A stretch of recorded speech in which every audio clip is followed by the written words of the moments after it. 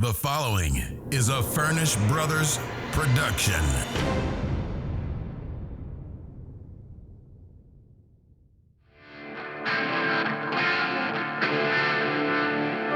This is the Talking Buds podcast.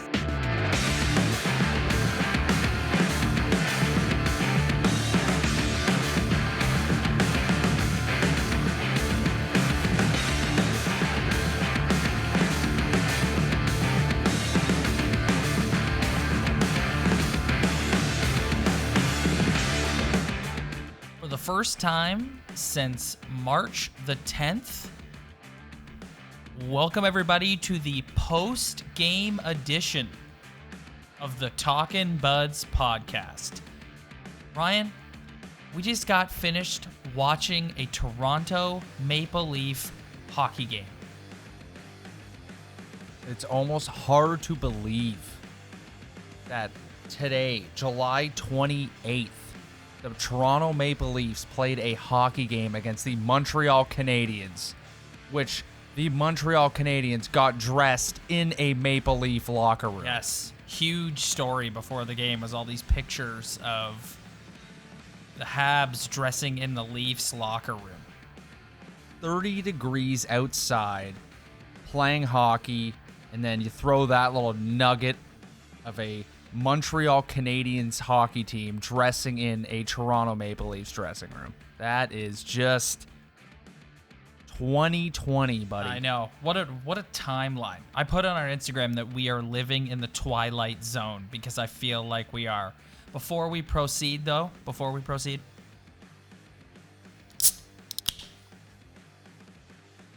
wouldn't be an episode of the Talkin' Buds podcast without cracking a nice cold beverage before we get into some Maple Leaf discussion. Ryan, it was an exhibition game, but I have a feeling that you and I are going to bring the hot takes after an exhibition game. Am I right in saying that? You know what? I don't know. I don't want to be too hot takey today. Even though as this conversation progresses, I can't promise that I won't get there. That's what I was going to say. You say that right now. Yeah, well, I might get there. But when I ask you about William Nylander, are you going to be able to keep it on the rails? I don't know. That's a good question. I have no idea because the display tonight was not impressive. If there's one way that I know that is an absolute lock to get you off your game and get you fired up, it's to say the two words William Nylander. Yeah, the guy, we'll get into it. Let's not spoil it too early.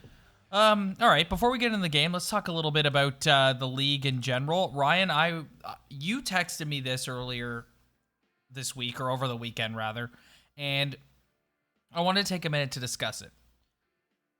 In the 2 years we've been doing this podcast, we've spent a lot of time criticizing the National Hockey League and just going on about, like, they're not innovative, they're not cool, they lack vision, they lack creativity, you name it, we've criticized them for it. And as you so appropriately put to me in a text a couple of days ago, they are hitting a home run when it comes to running a sports league in the middle of a global pandemic.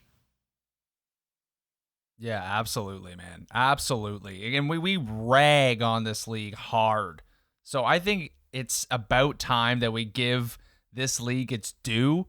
And right now, the coolest thing in the world is being safe.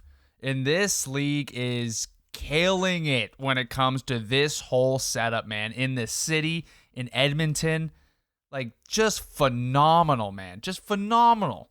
No positive tests reported as the latest report. Like, just two great hotels in the city. They're over at BMO having fun. I heard today that they have protocols everywhere you go to get food, to do this, to do that.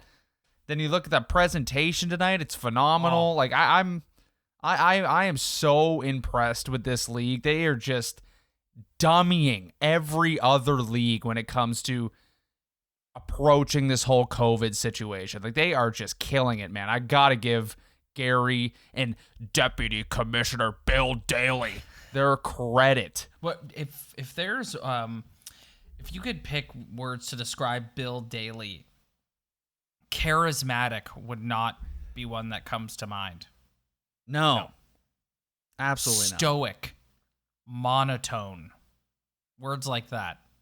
Yes. And so you mentioned the setup inside the arena, and anyone who's listening to this podcast, you probably knew ahead of time that I was going to comment on the arena setup. I think it is unreal. I think they hit an absolute home run. I went on, when they announced that this tournament was happening, I was just banging my fist over here saying, you got to make it look good. You got to do something creative. I think they did an amazing job. I love that we're not staring at rows on rows of empty seats. I love the video and light rig they've set up above the benches with the team logos on each side. Like, I think it's awesome. I think it's so awesome. Tonight, I didn't even know. I don't know about you, but like at one point, at any point were you like, man, I'm missing fans in the arena? I forgot that there were no fans as soon as the puck dropped. Well, to go on my little minor negative tangent here, a home game for the Maple Leafs pretty much sounds like how that arena sound tonight. Silent. So to me, it didn't make a big difference for a Maple Leaf home game, but it's every sport so far, even baseball. Like, baseball is an absolute disaster when it comes to COVID. But when you watch, I've watched mostly every Jays game other than tonight because the Leafs were on. And dude, you don't notice a thing. You don't notice a thing. The phone fans in the stands, like it's great for playoff atmosphere. Like, if you're comparing it to what it's like Game 7, second round, third round, Stanley Cup final, whatever, it's not the same. But it's something that is just not going to ruin your viewing experience because you've just been waiting for this, waiting to watch sports. How am I going to just sit there and criticize and be like, I really wish there were fans there? It's like, nah, man, who cares? They did an unreal job. The screens look so good. And just, I found the broadcast too, and just the game in general just flew by. Yeah, agreed. It flew by. It was fast. It was quick. It was efficient. It wasn't boring. You weren't staring at your watch.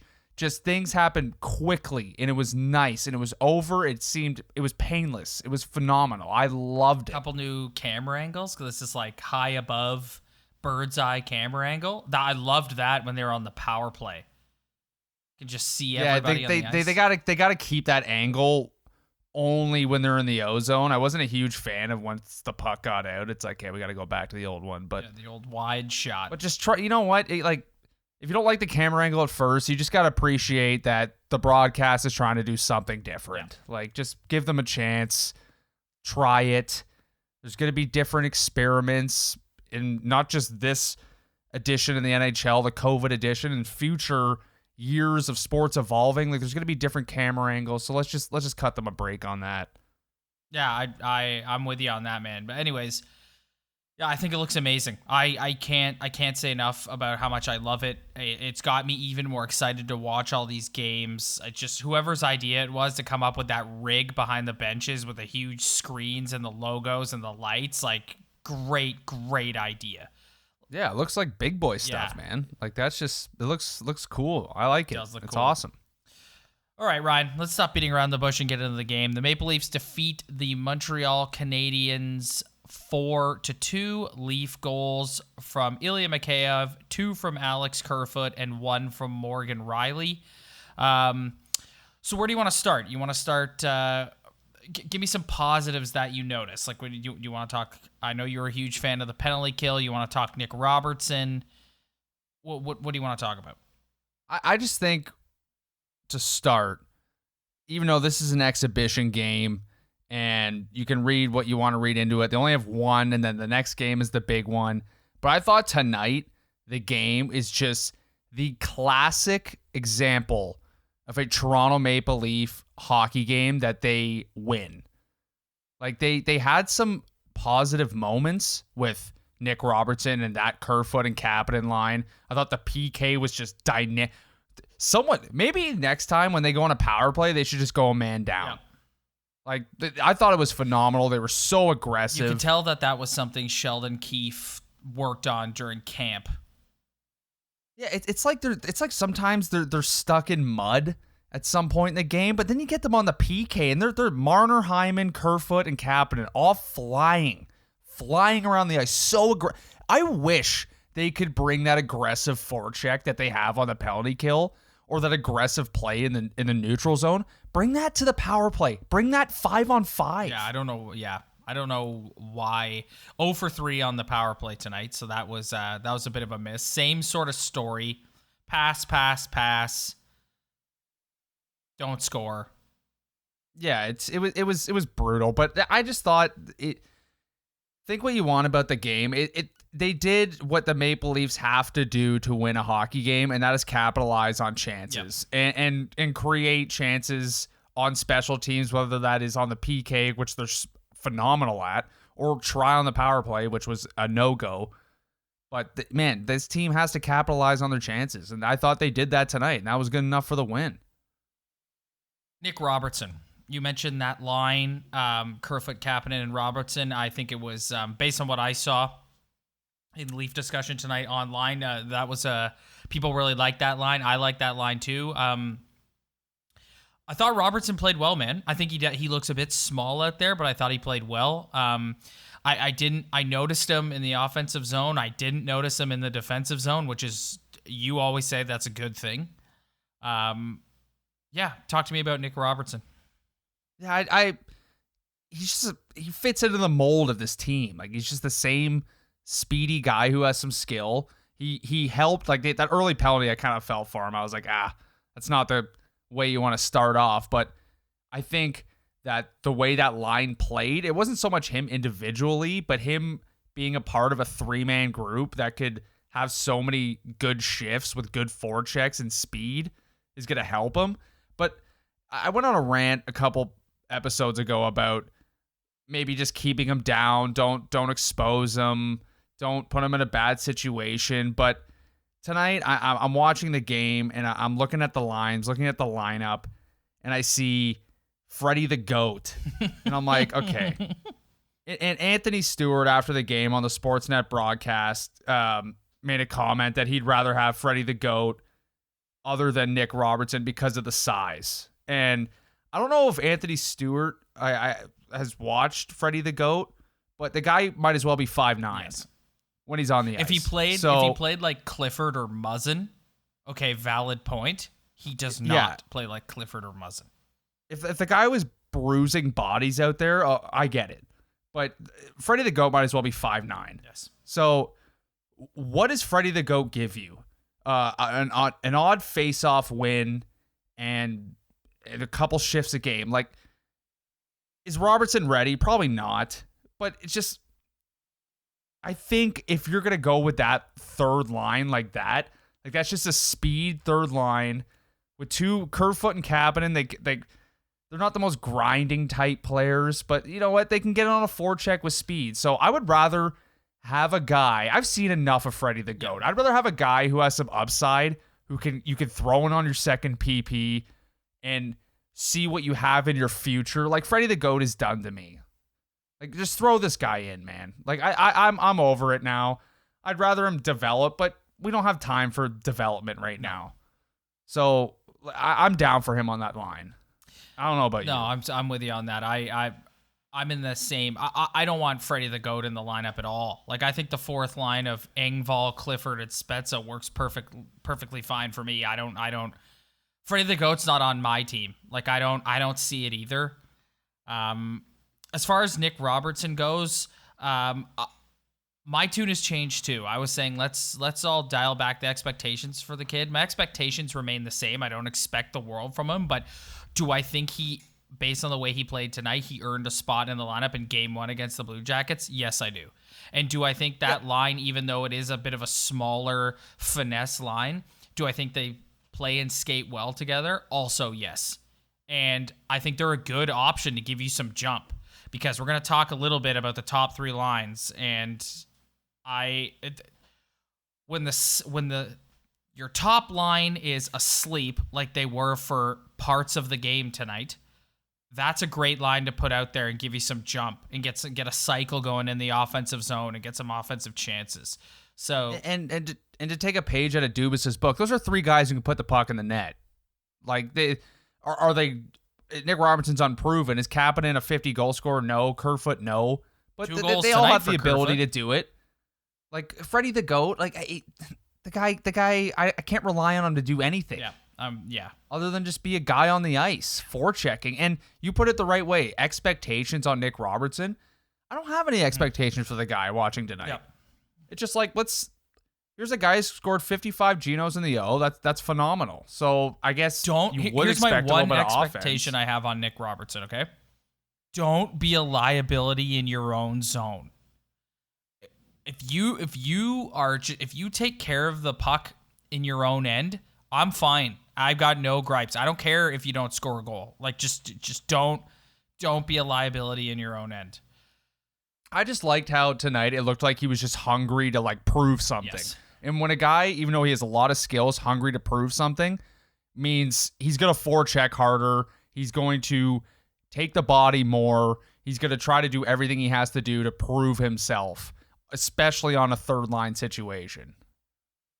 All right. Before I ask you about the defense, all right, listen, everybody. Before you start yelling, scream at me for this, I will preface it by saying, yes, it's an exhibition game. Yes, they've just had months and months off. I get all that, all right? So I'm not going to sit here and go off. But if Austin Matthews and William Nylander are going to disappear for large portions of the game and each finish as a -1, the Leafs are going to have a difficult time. I was not particularly impressed with either of their games tonight. Matthews had a few good looks on the power play, but it's the same old story to me, Rye. There's another gear there. And yes, I know. First game back, exhibition game. They could easily come out on Sunday and dominate, and I hope they do. But I'm watching tonight, and it's like, I don't notice you. I notice Ilya Mikheyev every time he's on the ice. I was noticing everyone on that third line every time they're on the ice. I 34 and 88 floating in the neutral zone and then waiting to jump in and get a shot on net just to turn around and skate back the other way. It's like, it's not good enough. It's not going to be good enough. Let's put it that way. It's not going to be good enough if you are going to defeat the Columbus Blue Jackets, which you are favored to do. Yeah, I didn't hate Matthews' game tonight. I thought he had some good chances. Ryan, but it's the same old thing. Like I've ranted and raved about Matthews so many times because there's no bigger Austin Matthews fan than me, and I want to see him dominate. That's all I want. I want to see him dominate. But Rob, maybe we're at the point now, man, where like maybe he's just not that guy. He's a guy who over a 82 game season can pot 50, which is unbelievable, which is worth a lot in this league. Goal scoring is worth the highest. Yes. But maybe that McDavid, Nathan McKinnon style of taking over a hockey game isn't him. He's a guy who's going to snipe when he has to, but I think I'm at a point now where I'm at peace with, even though he doesn't get paid like it, which is just a whole nother story, but I'm at peace with him just not dominating a game and having the puck all the time, using his body. I just don't think he's that guy, man. Yeah. I just don't. Yeah. At this point, I don't. So you're saying that I should change my expectation level. But dude, Rob, it's so hard, man, because the guy is getting paid so much money and he's the face of the franchise. So you want him to be that guy. You want him to be Dougie in 93 so bad. But I just don't think he has that in him. He's just a guy who could put the puck in the net and when he wants to can take over a hockey game, but I just don't think on a night-to-night basis that he can just dominate a whole hockey game. I'm at that point now where I don't think he can do it. I just don't. I'm going to throw a few names here, the forwards at you, and I want you to give me your thoughts. John Tavares. Disappeared after the first period. I thought he was phenomenal in the first period. Didn't notice him after that. I thought he was invisible. Probably looked like he was winded there on the bench a little bit. Yeah, that first period, man, he was flying. He looked so good. Setting up plays, that pass to Mikheyev for the first goal, phenomenal. After that, he was feathers for me. I didn't see him. You just said it, Ilya Mikheyev. It's got to be, like, the guy was injured for a while. I'm a huge fan. Love his skating. Love his skating. Oh, yeah, guy flies, man. I don't have anything super negative to say, but I don't have anything super positive to say either. I just like a guy who's willing to forecheck and just have the ability to put the puck in the net if he has to. And for him to play on that line, like, that's not easy. Not every guy can do that. So I thought he had an okay game. He was all right. Mitch Marner. Guy's way too into himself. I have never seen a hockey player more into himself in my entire life. This guy I think he has the gene. Like what I was just talking about with Matthews in terms of dominating a hockey game. I think Mitch Marner can do that. But dude, man, I know everyone just raves about your passing ability, but bro, get off your own hype, man. He had Get off it. Shoot the puck. Yeah. He had two of the most... if Alexander Ovechkin had the two opportunities he had tonight, he'd have 2 goals. Yeah. This guy's trying to make a pass. Yeah, he had the one... Dude. The one where he was, like, in alone against Price, and he passes it to Tavares, who's, like, on the goal line. Yeah, who's not in a good position to shoot. He's not in a good one-time position. Yeah. And then the one on the power play, dude, nobody's standing in front of him. Everybody is covering everyone else because they just know he's not going to shoot. And then he finally shoots, and it's just the weakest little shot I've ever seen in my entire life. That guy needs to get off his own hype, man, and start shooting the puck. Like you can score goals too, man. You don't have to be Adam Oates all the time. Like, just chill, bro. Yes. Like, just shoot the puck. Yeah, I thought overall he played pretty good, but I agree with you. Shoot the puck, Mitch. Been saying he was phenomenal on the penalty kill, though. I will say that he was phenomenal on the penalty kill. Of the stars. I thought he was the best one tonight. Yeah, him on the penalty kill with Hyman, man, they killed it. He was unreal. All right, before we move on from the forwards, Ryan, number 88, William Nylander. I sometimes question, especially tonight, that if William Nylander did a workout the whole quarantine. I just, like, Sweden was a country that had it, they figured it out. Like, they weren't in lockdown for very long. He had the opportunity to skate, work out. Tonight it looked like he hadn't laced up a pair of skates in 4 months. Which I don't want to get too crazy because the guy had a pretty good year. I had to kind of eat my words through the regular season because he was having a pretty good year. It's the first game back. It's not easy. Not every guy can show up and have a legend game. But it's just when he's not having a legend game, he's just a non-factor.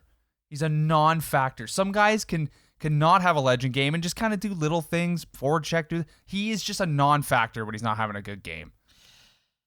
All right, let's move on to the defense. I thought Riley was pretty good. I thought he had a couple brain farts in his own end. I thought Jake Muzzin proved what I love about him and his value tonight at bringing the physicality. That's an element that this team sorely lacks, which is something we've all talked about ad nauseum. And everybody else was just everybody else. Tyson Barrie looked like the same Tyson Barrie who was here all season. Cody Ceci was fine. Couple of dumb penalties. Marty Marincin was Marty Marincin. Dermott was okay. He had Riley and Dermott out there together, and that didn't last very long. And Hull was Hull. Give me your thoughts on the D. This is what worries about, like, anybody who's talking about cup conversation for this hockey team. You just need to sit down and do some game tape on their defense, man. They're just not good enough. They're not good enough, man. Like, at the end of the day, like, there's Austin Matthews, there's all the goal scoring. These guys need to forecheck more. If they do that, they'll do this. Their defense could do everything right, and I just don't think they're good enough, period. They're just not deep enough. They don't have enough talent. Riley's out there with CC. Like, ugh. Yeah. Like, I hate harping on Cody Ceci. I'm sure he's a great guy, but it's just, I thought Morgan Riley was pretty good tonight. I thought he was all over the ice. I thought he was skating like a maniac. But I just, it's hard, man. Like, there's a lot of good defensemen out there who have good defense partners. And it's got to be tough trying to bail out your guys 24/7. What do you think of Freddie? I don't think he got tested that much. Yeah. He like at the end of the day, he got 30 shots against him. That's a lot, but I mean, for the most part, I didn't see him under stress too much. I thought the Leafs did an okay job of kind of clearing the puck around their net when it was a scramble. Yeah, you know what? Like defensively, I didn't think they were awful. It's just talent-wise, to your point, it's just not there. No, it's just not there. It's not there for me. Like, they're not horrible, but like you just compare them to the some of the juggernauts in this league, and they just don't have it, man. They're not good enough. They don't have enough guys. Enough talented guys who can make a difference in a game, man. I'm really down on that part of their team. It's just accepting the fact that they're just not good enough. No. If I can pivot here for a second, you mentioned that Freddie wasn't tested very much. I wouldn't say very much. I just don't remember him making like a 10 beller. Like a 10 beller or making like, oh, Freddie, which is fine. Like, that's no fault to him. I thought it was good for him to kind of ease into the game a little bit. I thought the Leafs dominated for 10 minutes. Yep. So I think that helped him, but I didn't see enough tonight where it's like, oh, Freddie's good. I don't like the Montreal Canadiens' chances against the Pittsburgh Penguins. I don't know about you. Yeah, the only thing worse than the Leafs power play was the Montreal Canadiens power play tonight. Were 0 for 6 on the power play. The Leafs were just a choo-choo train to the penalty box in the last period of that game, and yeah. I think the NHL refs need to shake off the rust too. Some of those calls were atrocious, man. I think I wasn't a fan. I think that series, the Habs and Pens, could be a 1-2-3. Like I really do. The Montreal Canadiens just don't have it, man. And like Carey Price, not to turn this into a Talkin Habs, but all this hype about how, like, if Carey Price gets hot, it's like Carey Price is not the goalie he once was. Like, at this, I don't see it. I just don't. They just don't have enough skill or ability or top-end talent for me. Especially the Pens. Like, oof. That's not a matchup I'd want. No, thank you. All right, buddy. Before we move on from this game, for the first time in months, who's a bum? Who's a beauty? Hit the music. It's time to find out who's a bum and who's a beauty. That is right. We're in the part of the season where it's bum of the night and beauty of the night. Ryan, I will go first with my beauty of the night. I am going to go with Jake Muzzin. Laying the body, brings a physical presence. I like to go, when I pick my beauty, I like to try and go off the board. Like, there's obvious answers, like you could say Robertson, you could say Mikheyev, you could say Kerfoot, you could say Marner on the PK, but I'm going with Jake Muzzin as my beauty of the night. This team, if they get past even against Columbus, man, like, you don't think that Torts is not going to have these guys fired up and be like, finish every check? They're going to need that physical presence that he brings. He's vital. So Jake Muzzin, beauty of the night. Yeah, and I feel bad for him, man. He's the only, who's his back? Oh, Kyle Clifford, I guess. But other than that, like, who's their backup? Just a bunch of nobodies. Yep. Like, yeah, I'll go my beauty of the night. I'll say Morgan Riley. I said last week that I think he needs to be their best player to go anywhere. And I thought tonight, maybe he made a couple bad decisions in his own end, which it's tough when you're playing for this team because you don't have anyone open to make a pass to. But man, he plays a hard 60, man. Like, it's not, some guys can go out and they can play their 22 minutes or whatever, but his 22 minutes are difficult. They are hard. He's under stress. He's not playing with people who can bail him out. I thought his skating was just top notch, not to mention his salad. Oh, yes. Guy's got a great head of hair now, and he has the best girlfriend in the country. No doubt. You are a big Tessa Virtue fan. Oh, dude, that's a scoop. What a beauty he is, man. I thought he was, man, like, he needs help really badly. And I thought tonight he drove plays. He stepped up offensively. He was always in the mix.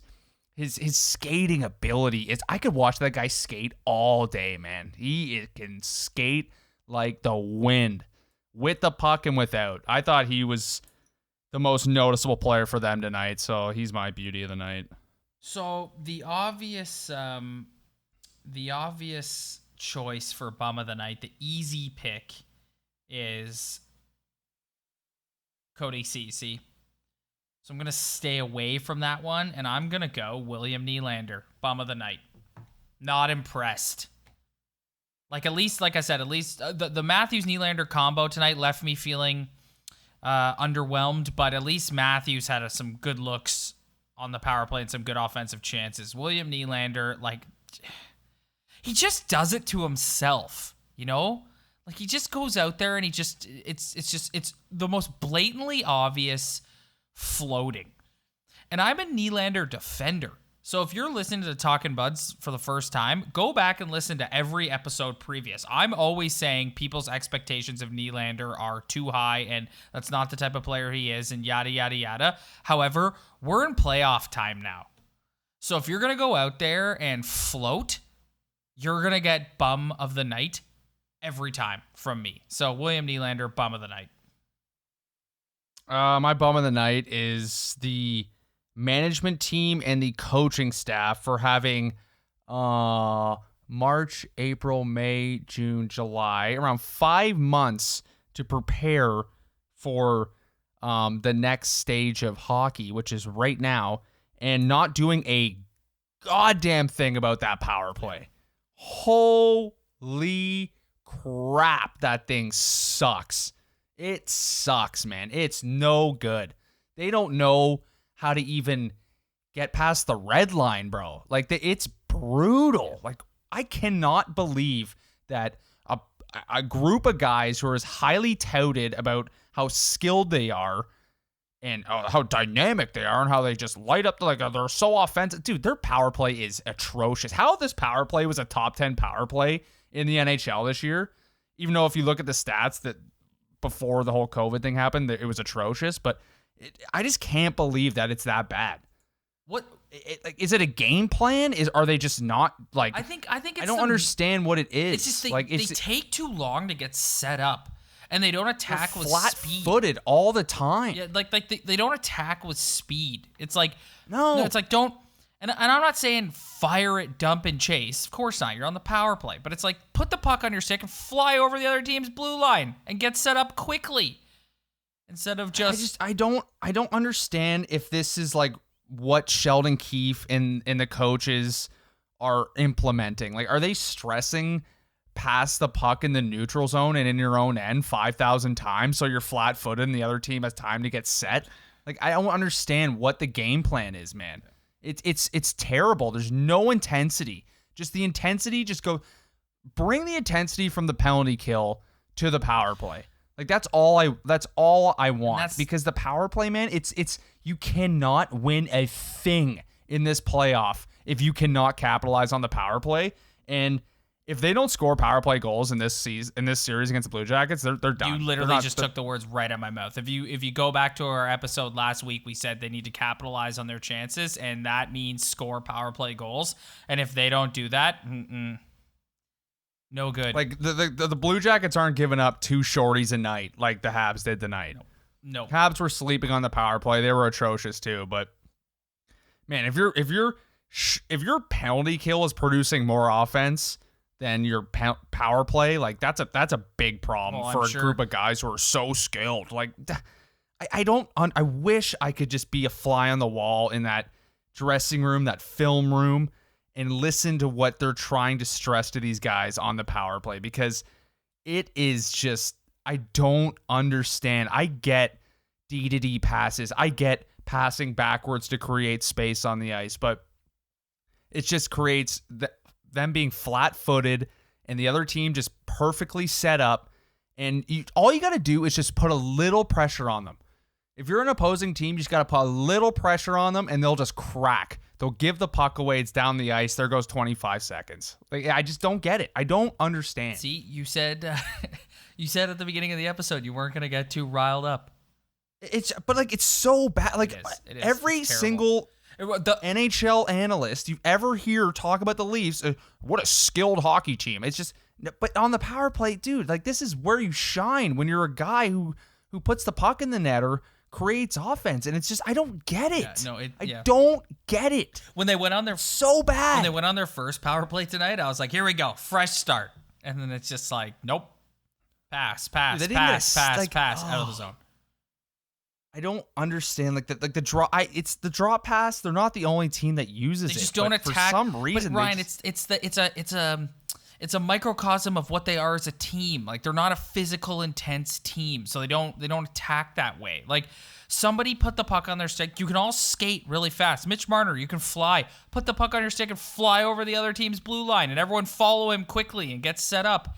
Like, I'm with you. Like, I don't understand. Like, why do we have to take our time and why are we setting up outside the blue line and then trying to carry that into the other team's zone? Like, why does it take 30 seconds to get past the red line? I don't get it, man. I don't get it either. It's terrible. Oh. Well, before we move on from this, I know you agree with me. An honorable mention for Beauty of the Night. Elliot Friedman's beard. Oh, my goodness, man. That thing is unbelievable. When hockey stopped and all the Sportsnet broadcasts stopped, he had a clean face. The fact that guy can grow that in 5 months is one of the greatest feats in human history. That's the best beard in the league, dude. It is. That's way better than Joe Thornton's beard. I'm sorry. See the stash? I know. If that guy just shaved off the cheeks and the chin and he got the stash, it would be the greatest stash in the history of humans. Like, whoa, Elliot. Like, don't shave. I love how they didn't make him shave that off. Guy looks like a legend. Well, he went on Twitter yesterday. He's like, should I shave it off? And it was a resounding no. And I voted in that too. I was like, don't get rid of that, man. You look like a legend. That's epic, man. The fact that he could just rattle that off in 5 months. It's unbelievable. Like, oh, buddy. I love the little gray in there too. Yeah. Always gives it that grizzled vet look. Yeah, it just makes you look like you're wise. Oh, just a wizard. Impart some wisdom on people. Yeah, I'm a big fan of that. So before we get out of here, I wanted to do this with you. I thought about this today, and I put it on the format for tonight's show. The games start for real on Saturday. There's a slate of exhibition games tomorrow and Thursday, but it starts for real on Saturday. So I'm going to go through the Saturday and Sunday schedule, and I want to just do a little quick comment on each series and what you think. So let's start with Saturday. Saturday, 12 p.m. Eastern Time. The New York Rangers at the Carolina Hurricanes. Game 1. I said a couple episodes ago that the winner of this series will be my dark horse in the East, and I stand by that statement. This is a boring series, though, man. This is one of these series that I will just be skipping. I'm sorry. No, you're not interested. There's enough sports on where I can just pick a series or two and just be like, no, I'm good. Who are you picking? I think I'm gonna pick the Rangers in this series, because I just like how they're an original 6 team and just the Hurricanes are just the worst. So I'm gonna go with the Rangers. But I'm not gonna lie. I wish I could be all gung ho about it, but I'm skipping this one, man. I'm sorry. Saturday, 3 p.m., the Chicago Blackhawks at the Edmonton Oilers. I think this one could go either way. I think the Oilers, obviously, I'd call them the favorite. I think they are the favorite. They should win this series, but the Blackhawks have the experience. And, yeah, the Blackhawks have guys who've been there, done that. So I wouldn't sleep on the Blackhawks, but if I had to pick, I would pick the Oilers. Yeah, I'm going to go with the Oilers too, but this is more like it. Like, this is a series I will tune into. Absolutely. 4 p.m. on Saturday, the Florida Panthers and the New York Islanders, game 1. I'm going to watch this one, man. This one should be interesting. I just yacked a bit. I'm sorry. Yeah, the Islanders, a little bit of chicken leg just came up my throat. Dude, there. I'm sorry about that one, bro. I'm sorry. I'm bleeding Panthers red in this series. I hate the New York Islanders. Let's go Florida Panthers in this one. But I think this is my lock. Like if you were to lock a winner in, I'm locking in the Islanders. Well, yeah, I just said I hate the Islanders, but I was about to say, but if you told me I had to put money on it, I would obviously put it on the Islanders because they are the better team. Yeah, I agree. Actually, no, the Pens too. Well, that's the next game. 8 p.m. on Saturday. Pens Habs game 1. I said this earlier. I don't think the Canadiens stand a chance in this series. I think this could potentially be a 1-2-3. Yeah, I feel like the Habs have that like special gene in them that they could just come up with some magic because the Montreal Canadiens just have a history of winning, unlike the team we're cheer for. So I'm going to pick the Pens for sure, but I wouldn't be surprised if it was a little more interesting than just an absolute blowout. And last game on Saturday, 10:30, the other series that I would deem must-watch in this qualifying round, the Winnipeg Jets and the Calgary Flames. I think this one is probably going 5, and these two teams are going to battle it out. Yeah, this is a pick-em, man. Yeah. Woo! I am not putting any money on this series. I can tell you that right now. I will pick Jets, though. I'll take the Jets in 5. First game on Sunday, Predators, Coyotes. So this, I'm guessing this is another one. Yeah, I'm guessing. Oh boy, this is a skippable. But okay, so Ryan, Ugh. you have to watch either the Rangers and the Hurricanes or the Coyotes and the Preds. Which one are you watching? Oh my goodness. Rangers, Hurricanes.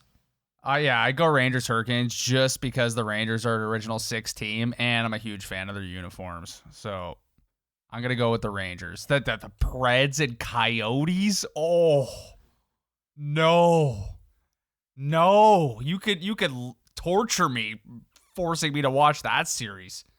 No way, man. No, thank you. Just 2 boring hockey teams. No, no thank you. Yeah. And like 2 teams that like don't have a chance. Oh, right? So it's just like terrible, man. Just Phil Kessel. Phil Fessel. Phil and Taylor Hall versus Matt Duchene and Ryan Johansson. What a blockbuster that one is. 3 p.m. on Sunday, we have a round-robin game. The Philadelphia Flyers and the Boston Bruins. Ryan, that's a game. That's a game. I anticipate the Boston Bruins to come out as the number 1 seed of the Eastern Conference round robin. Don't count Philly out though, man. They're pretty legit. They got a they got a lot of speed. They always play Philly hockey. I don't know, man. The Bruins are just undeniable. Like they're just a well-oiled machine. 6:30, another round robin matchup. St. Louis Blues, Colorado Avalanche. Oh, that's my pick. The Avs? The Avs. They're my West pick. I think they have Nathan McKinnon, bro. Like that guy when he first came into the league kind of had like didn't shut the lights out, but now, I think he's the best player in the league. He's phenomenal. Naz, they're loaded, man. Oh, like Joe Sakic looked at Kyle Dubas and was like, "I'll give you nothing, and you give me Nazem Kadri." I'll give you a giveaway machine who doesn't contribute offensively, like you said he did. Literally does not contribute offensively. Yeah, a guy who's just literally just a guy out there, and I'll take Nazem Kadri off your hands, and he'll just add to our center depth, and we'll just be a good hockey team. Like, Sunday, 8 p.m., Blue Jackets, Leafs, Game 1. If you want to hear us preview this series, you should check out last week's episode. We discuss in depth both teams. You obviously know who Ryan and I are cheering for. But if you want to hear us do a deep dive into that series, hit up last week's episode. Yeah, I'm going to go Leafs in 5 officially now. Right now. All right. Right now, I'm going Leafs in 5. Yeah, Leafs are in 4 or 5. That's what I'm saying too. I don't think the Blue Jackets have enough offensive talent, and the goaltending's a question mark. Will they dummy the Leafs at any point in any game? Absolutely. They'll hem them in. It'll be ugly. They'll get hit. I won't be fun, but I just think at the end of the day, I think if the Maple Leafs can't beat the Columbus Blue Jackets and Elvis Merzlikins, baby. It might be time to go back to the drawing board because this is about a winnable of a series as you can get. It's not the best matchup. I've talked about in the prior episodes, but I get losing to the Bruins, man. I get losing to the Caps. This is a team that you can beat. And if you can't beat this team, I'm worried, man. I'm a little Ryan, worried. I've been saying it since it was announced. Like, I know that this technically is a qualifying series. It's not like a best of 7, but for the first time in this era of the Maple Leafs, they are going into a playoff series as the favorite. So there's going to be no excuse if you lose this. This city is going to explode if they get eliminated by the Columbus Blue Jackets. And it's very possible. Yes, it is very possible. It's very possible. It's a toss. If you were probably to sit down with all 31, soon to be 32 general managers in the NHL, I guarantee you this is their series to watch in this qualifying round. For sure. 100%. And then last game on Sunday, 10:30, Minnesota Wild, Vancouver Canucks. I'm leaving. This is a pick 'em too. Yeah, the Minnesota Wild, I'm out, buddy. Yeah. I don't know. See you later. Yeah. Actually, I don't mind the Canucks though. They have a couple years ago with the Kessler, Burrows, Sedin. I couldn't stand the Canucks, but now I actually kind of like their team. I like Travis Green. Yep, good young team. Yeah, I think they're pretty legit, man. I actually like the Canucks. They're pretty good. I'm cheering for them for sure because the Minnesota Wild, just no thank you. I'm not into that. Before we move on, I just want to talk about the 2 other round robin games on Monday because there's 4 teams there we haven't talked about. So I just said 5 minutes ago that I called the Bruins a runaway favorite to be the 1 seed. I am retracting that 5 minutes later because if there's a team that I think can challenge them for that, it's the Washington Capitals who play the Tampa Bay Lightning in a round robin game on Monday. Like anybody who has any Stanley Cup aspirations for the Toronto Maple Leafs, like just go take a gander at that roster, bro. I know. And how they play and like just Tom Wilson, Ovi. Oh, it's sickening. Yes, it is. It's disgusting. Yeah. It makes me just so negative. Look at this team. You think the Leafs are going to beat this team in a 7-game series? Are you kidding me? No. Are you kidding me? Not a chance, man. No. This team is unbelievable, man. Unbelievable.